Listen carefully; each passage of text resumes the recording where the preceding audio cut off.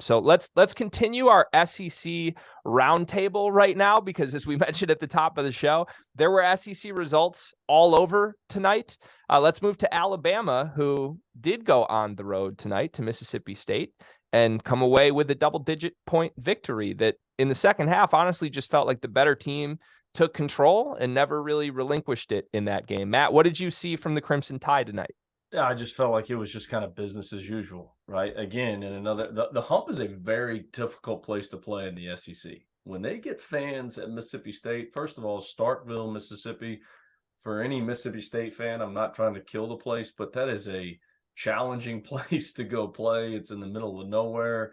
I was there 8 years ago, I think it was. So maybe they have better hotels in Starkville, Mississippi, but you used to have to cater food in from an outside place because you couldn't stay at a full service Marriott in Starkville, Mississippi. So it always made it even more challenging, especially as an ops guy, which I was for 2 years at the University of Florida, trying to find out where we're going to eat in Starkville, how are we going to get food in, pregame meal, what are we doing?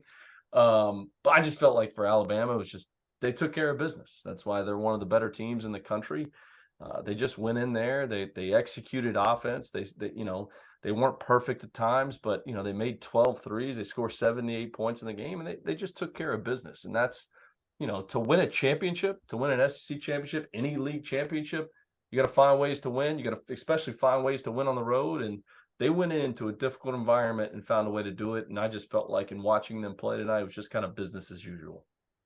Yeah, flip side, Mississippi State here. I feel like we're going through all three of these games so far. We're talking kind of the national contender, and then we're talking, is this team a total fraud or are they for real? How do we look at them? It's fair to do, right? It's fair to look at Mississippi State and be like, is this team ever going to come back to the top 25 after this? What do you think, Jim? I think they might. I mean, some of they didn't play a gauntlet in the non-conference, but like that Marquette win is going to age really, really well, holding them to 55 points. That's a fantastic offense that the Golden Eagles have put together. But it was surprising tonight to see Alabama score 78, as Matt mentioned. No one had hit 70 yet against Mississippi State this year. Only one team had hit 60. Like that is really impressive for them to actually be able to put up that many points. I think for me, this is about Alabama's defense. And last year it had a little bit of a drop off with no Herb Jones. And I thought maybe, okay, he was kind of a unicorn, 1 in a million type of defender that mutated this Nate Oates system into a great defensive team. But he's come back this year with so much size on the inside. I wondered if Bediako would fit his system. And now he's like the crux of this awesome defense. Noah Clowney, Nick Pringle, those guys have helped out inside as well. Tolu Smith really struggled inside to get buckets against them, and a lot of teams have. So I've been super impressed with Alabama. I know Gonzaga put up 100 on them, and that maybe knocked their defensive numbers a little bit, but I think Alabama's a legit title contender, and that's why I'm not really going to knock Mississippi State too much, because I think their defense is for real. And while they may struggle to score a lot, and I think we had that discussion that it's a lot of the SEC offenses are going to have droughts this year, but that's because the defenses are good, and I think Mississippi State's one of those elite defenses, and they'll probably find their way back into the top 25 at some point. When you say title contender, SEC title, national title, both? Ooh. Am I stepping on toes of a later discussion here? I think Alabama's the best team in the league and a national title contender. I know that's probably shade at Tennessee, and they're quite good themselves, but I'm very sold on Alabama. The 2 losses are UConn and Gonzaga. I'll give them a pass for a couple of those. None of those are embarrassing. I think they've got it all with scoring, multiple ball handlers, huge defenders inside. They've managed a lot of lineup in and outs, like Quinterly coming back from the knee, Burnett getting hurt, Darius Miles has been in and out, Dom Welch debuted today. Like they've had a lot of different things going on with the rotation and have just stayed super solid the whole way through. I'm buying Crimson Tide for sure. I mean, how about Brandon Miller? First SEC game on the road, goes for 19 and 11. Like that as a freshman in that league on the road at Mississippi State, he goes 19 and 11. What a debut for him. And I know he's averaging 19 points a game and almost 10 rebounds, but that to me, he has just been so impressive. And I agree with Jim. I think they are a title contender. I think saying title contender is I think to throw that term out, I like to throw out Final Four contender more than that, because I think once you get to the NCAA tournament, you got to get a little bit lucky, because not always the best team wins, but they will be in the conversation, no question, and be in the conversation for an SEC championship. Yeah, on the topic of Brandon Miller, while our interview with Kobe Brown was playing, I think I said to you guys, Brandon Miller didn't do a ton tonight, did he? And then I checked the box score. Oh, he just was 5 for 10 from 3, 19-11. Sure. Yeah. And that's how good the dude is. Like, there isn't another Brandon Miller, but as far as like the caliber of that guy, you can count them on one hand how many there are in college basketball this season. And I certainly think, looking across the rest of this conference, what might separate Alabama, as a little tease before we get into our broader conversation, is having that type of dude when you get in these very close games. All right, let's move to the other team that Jim just mentioned briefly, Tennessee against Ole Miss tonight. The Vols come away with a 4-point victory. This was a pretty good game. It was the early game tonight, so I don't know how many people out there actually saw it. But man, back and forth. Thought it was a game that was up in the air pretty much the whole way down the stretch. Ole Miss certainly had their chances. Tennessee ends up separating. They got 22 points from Santiago Vescovi tonight. Matt, from your side, is this a statement win? I mean, it's a road win for Tennessee. It's a game that if you want to win the SEC, I think you feel on paper you should have, right? Yeah, I mean, to win a championship, you have to win games like this. I mean, clearly they're the better team. They're the more talented team, and they went on the road and found a way to win. I don't think they played their best. I think they were, 3 for 15 from the three-point line, shot 20% from there. Vescovi was terrific.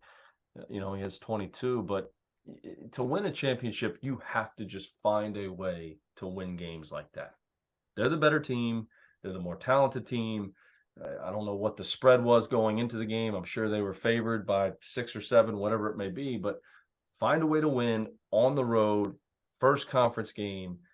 And to do that now even versus a team that you're better than, it may catapult you a little bit and create some momentum going into these next conference games. But you heard me say the term business as usual. I thought it was the same thing for them. They just found a way to win the game. And if you want to win an SEC championship, that's what you have to do, especially on the road. When you have no crowd behind you, I didn't see if Ole Miss had a good crowd. Sometimes when you go in these environments and the opposing crowd is packed house, it kind of makes you have that more laser focus.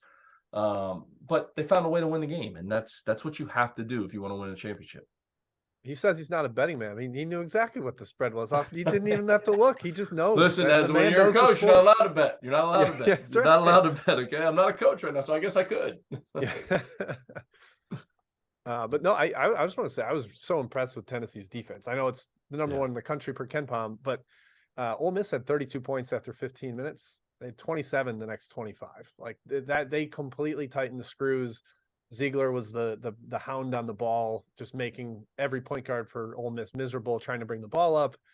And they didn't even have Josiah Jordan-James. He warmed up but didn't play. So that's kind of the thing. Like, there might be another gear to this Tennessee team once he's back in there and fully healthy and feeling good about his knee and all the other ailments he's dealing with. He's an all-conference caliber guy, and they're winning and performing this highly without him. Yeah, the Vols are up there in the elite as well.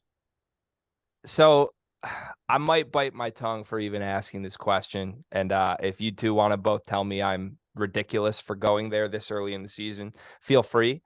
But is there anything different about this Tennessee team that should give us more hope when we get to the NCAA tournament? Because they've had some great regular season teams the last few years.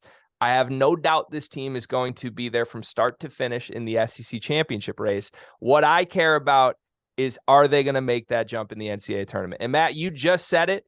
It can be fluky, right? Calling a team a Final Four contender. It comes down to one game. Variance happens. Anything can happen. But on paper, do we like this Tennessee team more than we liked previous versions of this team?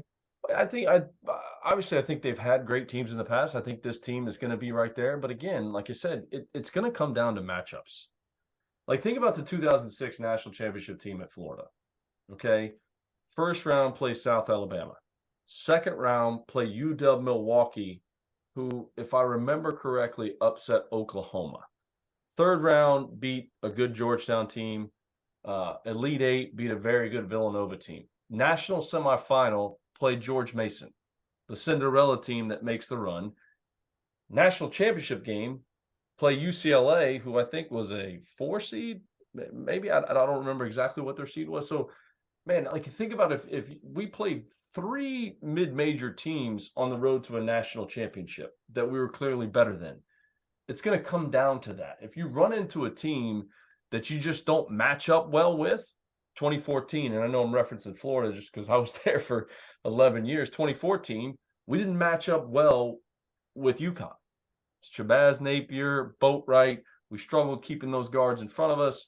They were a 9 seed. We were the number 1 team in the country, won whatever it was, 30 games in a row, and we struggled versus UConn. So, yes, I think Tennessee is a contender. Yes, I think Tennessee is a potential Final Four team.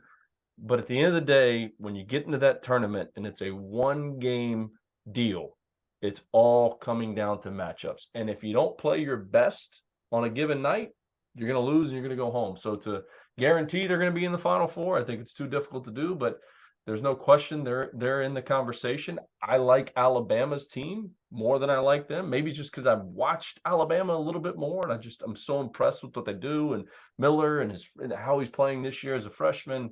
I love their style of play, how they play on offense. I would pick Alabama ahead of Tennessee, but I don't think you can count them out.